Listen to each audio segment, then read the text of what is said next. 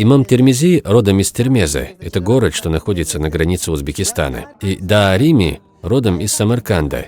Байхакки родом из Байхакка, Туркменистан. Все наши земляки. Все эти люди выходцы из наших земель. Были учеными, мухаддисами, уважаемые братья. И мы должны ценить это. Коран был ниспослан в Аравии, заучен в Египте, а практиковался у нас.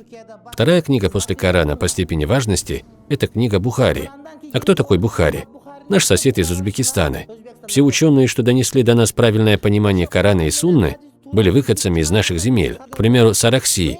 Он из Узгена. Человек, который написал самую большую книгу, состоящую из 30 томов. Саракси родом из Узгена. Автор книги Хидая тоже из Маргелана. Одним словом, почти все великие исламские ученые были выходцами из наших земель. Все те, кто трудился и жертвовал во имя религии, являлись нашими земляками.